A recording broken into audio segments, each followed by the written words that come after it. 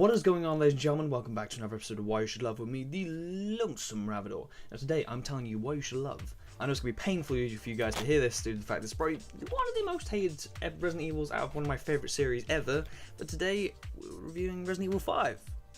And, you know, personally, I absolutely adored Resident Evil 5, and I understand that Resident Evil 5 itself did have quite the fan base as well. And obviously Resident Evil itself has a huge fan base too. And, yeah, so Resident Evil 5 really was one of the games that really kind of let people down quite a lot, because obviously it was right after Resident Evil 4, clearly, and everyone kind of expected something much better, and people were kind of a bit let down due to the fact of how it just was altogether. I mean, obviously Resident Evil 4 was a fantastic game, and Resident Evil 5 just kind of like, it was a bit of a letdown, but I mean, I personally really liked it, but I enjoyed 6 and Raccoon City, so obviously my opinion may be a little bit iffy, but still, I'm here to tell you guys today why you should love the game. So, let's start with my number 1 point. So, basically, a good point to love this game is probably the fact that you actually do continue to see the adventures of what happened to Chris after the happenings of Raccoon City. And obviously, the last time we saw Chris in the Resident Evil series was Code Veronica, after the whole him and Wesker kind of incident, and he had to, after saving Claire as well from the, I can't remember what the island's called, but the island. And yeah, so they go like gallivant off, and they say about how they're going to go kill evil, and he does in a sense, and he goes off, and then he becomes the BS very buff, very buff BSAA member from in Africa. Well, he's the North American. He belongs to the North American unit, but he obviously was in Africa during the game, as in Resident Evil 5. So, but yeah, obviously it shows the continuations of him. Also shows the continuations of what happened to Jill, which is pretty fantastic, to be fair. Jill's also a very good character, obviously from 1 and 3. I don't think she's in any more, I'm not too sure, but, you know, I mean, still, she's pretty cool character. And obviously shows return of Wesker as well, which is obviously then impacts the other games as well. Obviously impacts the prequels in a sense, like say Revelations and all that. Well, not directly, but he's definitely involved. I think he is involved somewhat. No, well, obviously he's involved in the Jill and Chris's character development anyway. So I mean, he's important nonetheless. So so Chris, Jill, and Wesker, you get to continue to see what's happened to them during the whole Resident Evil happenings, and obviously number 5 kind of explains and continues on as to what happened. Anyway, let's move on to my second point. This game is packed full of zombies, and a lot of enemies of different kind of orientations in a sense. So obviously, this was one of the first Resident Evils in which people really were defined that it really wasn't zombies in a sense. First Resident Evil not to have real zombies.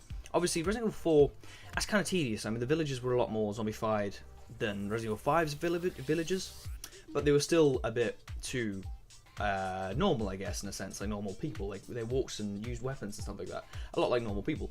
And obviously in Resident Evil 5 the zombies will still work the same, but I'd call the Resident Evil 5 zombies a lot more human due to the fact that the infection was slightly different, from which was the Ouroboros virus. I blurred that. Ouroboros virus. I don't know why. The Boros, a little bit of a flick of the tongue there. But yeah, obviously that virus kind of made them a bit more human due to the fact that it affected their insides rather than actually completely rotting them and bringing them to life from the dead in a sense. So it kind of made a little bit of a difference, but it's still a pretty cool aspect nonetheless. So yeah, it's kind of a good game if you do enjoy the zombies and the whole monster hunting and killing and all that. It's a fantastic game like that. Anyway, let's move on to my third point. I mean, third point, didn't see my fingers there, my mistake. So for my third point, Resident Evil 5 is really one of them games that really introduced me to one of my favourite voice actors to date.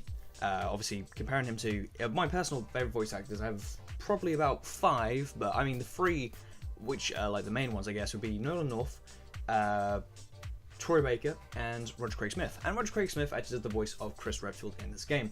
And I honestly do think he's a fantastic voice actor, and he deserves a lot more credit than he does. And obviously he's doing the voice of Sonic at the moment, which is quite cool. So ever since the Sonic Free Riders game, he's been doing the voice of Sonic. So I mean, even though he in the Resident Evil series, like say Revelations 6 and 5 obviously, and obviously I think Mercenaries if you count that as well. I'm trying to think, I think that's what he's in. Yeah, but I mean, if you can imagine, obviously when he's in that, he's very, oh, my name is Chris Redfield.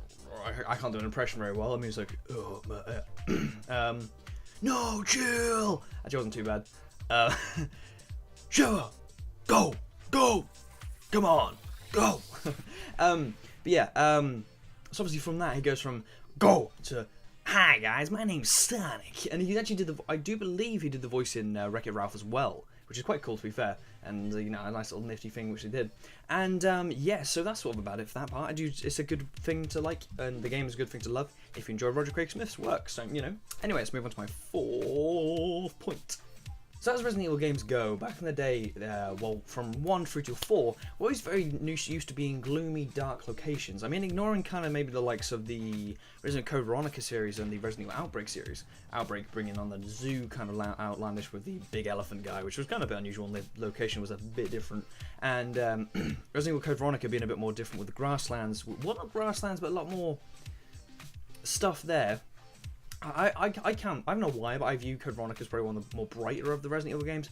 I mean, so obviously when it comes to 1, you're trapped in the mansion. Number 2, you're trapped in the police station practically for most of the game. Not most of the game, but like a good third of the game. That's all dark. Obviously the rest of Raccoon City is quite dark as well. Third one, obviously, again, whole of Raccoon City, very dark. And obviously number 3, very open compared to how the other ones are. And then number 4, obviously the biggest of the lot, still a very murky kind of base. Whereas number 5, although not the... although it kind of this is a very strange way to put it, but I mean if you imagine all of the earlier 4 games will not include the spin-offs, say like Dead Aim, Outbreak, and Code Veronica, and my spin-offs have gone kind of a bit AWOL. I can't think of them, I have to admit. If you ignore them for now, well, if you think of all, no, if you ignore the spin-offs, and you think of the main 4.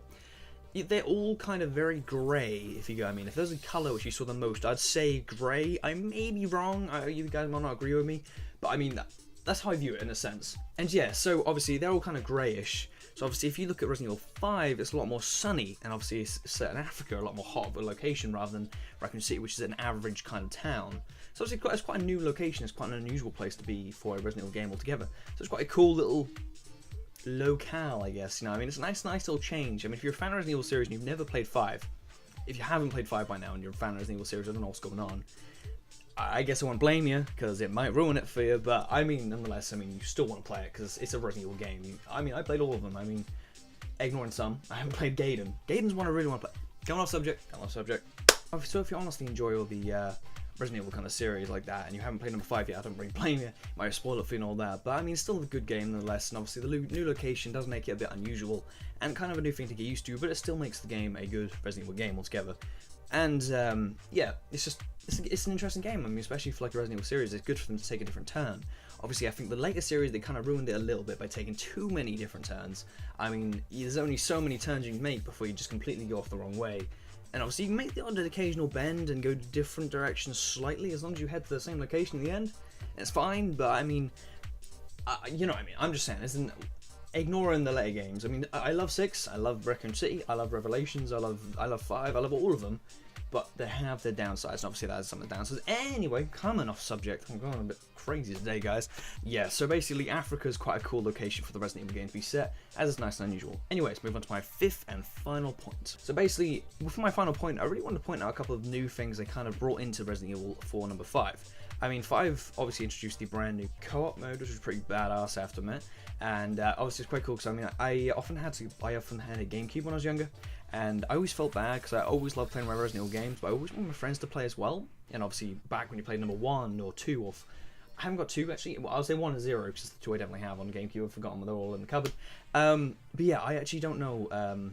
Yeah, I know, I always felt bad, and I always wanted them to play as well. And obviously, having 5 be a co-op game and have multiplayer aspects as well with the mercenaries and the versus mode online, it's quite a cool little gist altogether, because I mean, it does make it feel a lot more group friendly in a sense. I mean, the old games are very solitary and you had to play them by yourself to be all depressing. But these ones feel a lot more, you can join together and have fun, pardon me, and have fun together as well, which is pretty fantastic anyway. So yeah, there's obviously the co-op point. There's some new turret missions and stuff like that, which have kind of been introduced, I guess, in Resident Evil 4, which is pretty badass, but I mean, 5 do it that bit more extreme. I mean, with the boat mission, with the big old monster, we got the big rocket launchers, like, it's pretty cool. But I mean, it is generally a newish kind of turn for the Resident Evil games, and I honestly do enjoy it. And it's probably the most outdated one I've done so far. Well, maybe not the most, but getting there with the most outdated, as this is probably one of the earlier PlayStation 3 games released. And I just thought in general that it'd be quite a cool one to do, due to the fact that I don't think Resident Evil 5 gets the most respect it should. And anyway, ladies and gentlemen, that is really about it for me today. Hope you guys have enjoyed this Resident Evil 5, or Why You Should Love, and hope you guys will tune in next week for my next episode. I'm not too sure what I'm doing next week. I am pondering already. I have a couple of notes written down on some paper just here. Like, oh, the paper. That's Resident Evil 5. I think that says real. Yeah, it does. So yeah, I will see you guys next week for the next episode of Why You Should Love. I've been TheLonesomeRavidor. You guys have a beautiful as per ever. I will see you in the next one, ladies and gentlemen. Goodbye. Watcha!